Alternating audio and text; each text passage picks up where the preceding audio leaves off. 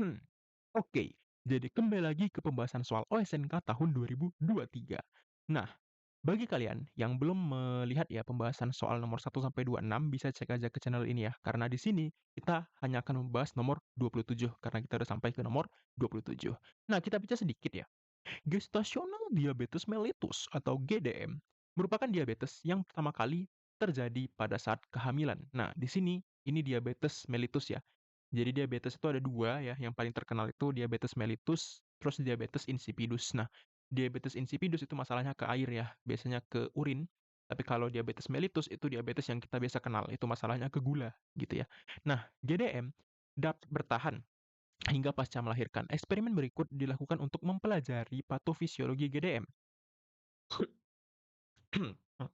Nah, dalam eksperimen ini, sekelompok wanita hamil itu pada trimester ketiga berarti itu udah mau lahiran ya, normal dan penderita GDM dengan umur dan laju BMI yang sama. Ya, jadi basal metabolic rate-nya itu sama. Nah, di sini dipuasakan selama semalam, lalu diinfus dengan glukosa berlabel sehingga bisa kita deteksi dan insulin. Nah, sampel darahnya bisa kita lihat di sini.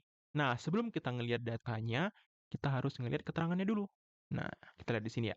Jadi, kalau kita lihat keterangannya, coba lihat keterangannya, kadar glukosa plasma itu yang A, kadar insulin plasma itu yang B. Laju pembuangan glukosa itu yang C. Nah, di sini kita bisa lihat ada laju pembuangan glukosa ya. Nah, gimana cara membuang glukosa? Sebenarnya ada beberapa cara. Salah satunya itu melalui konversi. Jadi glukosa itu bisa di-convert ya, di-convert jadi zat lain. Biasanya kita convert jadi lemak. Makanya kalau kita makannya banyak ya, itu lemaknya bisa numpuk ya, bisa nambah lemak tubuh karena emang glukosa itu bisa di-convert jadi lemak gitu. Nah, terus laju produksi glukosa itu yang D. Ini ya. Nah, jadi laju produksi glukosa. Jadi glukosa sebenarnya tubuh kita juga bisa mengkonvert dari ini ya, dari zat lain menjadi glukosa itu bisa lewat mekanisme yang biasa kita sebut sebagai gluconeogenesis. Jadi kita bisa membuat glukosa dan gluconeogenesis itu biasanya dilakukan oleh hati ya, sebagian besar itu dilakukan oleh hati. Gitu. Memang peran paling utamanya itu di hati. Nah, pada wanita hamil normal itu yang lingkarannya hitam ya, tapi kalau yang GDM yang diabetes itu warnanya putih, gitu. Udah itu aja yang penting, lalu di sini 360 menit itu kita suntikan glukosa ya. Nah, kita suntikan glukosa terus dan di sini baru kita suntikan insulin. Oke. Kalau gitu kita bakal lanjut ke nah ini ya, analisa grafiknya.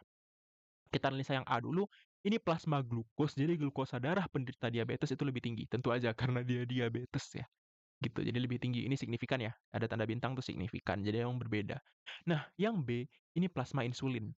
Anehnya, yang diabetes itu insulinnya lebih tinggi, ini signifikan ya.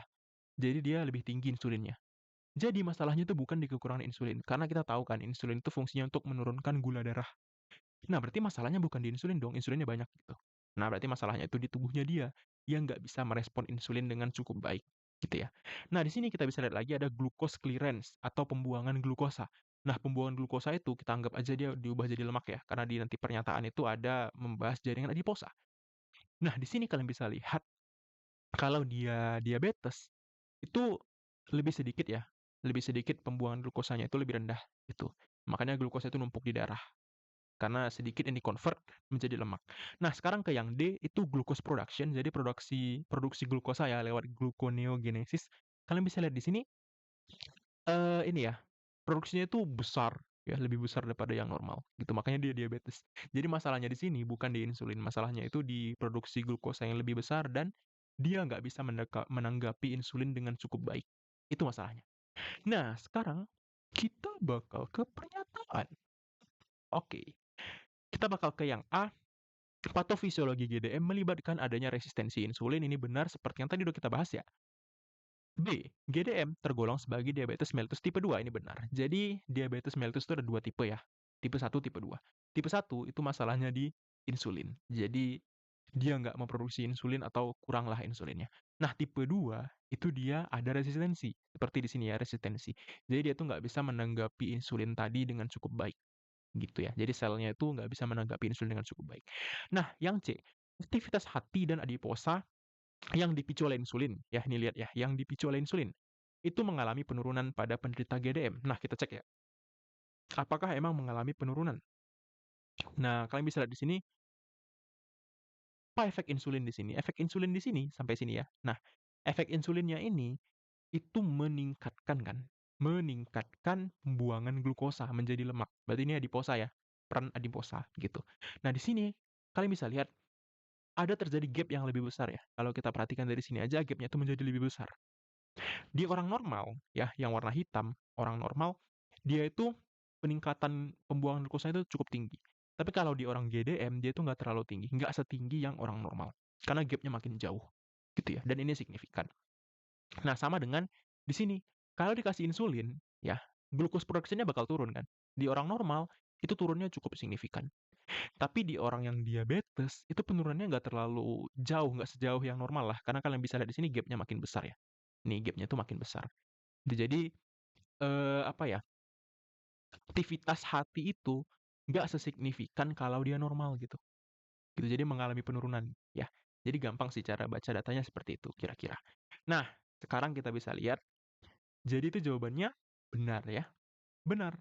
Yang D, data menunjukkan adanya reduksi aktivitas sel pankreas pada penderita GDM. Nah, ini baru salah ya, karena aktivitas sel pankreas kan itu menghasilkan insulin ya. Malah tadi di GDM itu insulinnya meningkat. Jadi harusnya bukan reduksi tapi aktivasi ya atau meningkat gitu. Lebih banyak insulinnya sebenarnya. Gitu, jadi salah ya. Jadi jawabannya adalah benar-benar benar salah.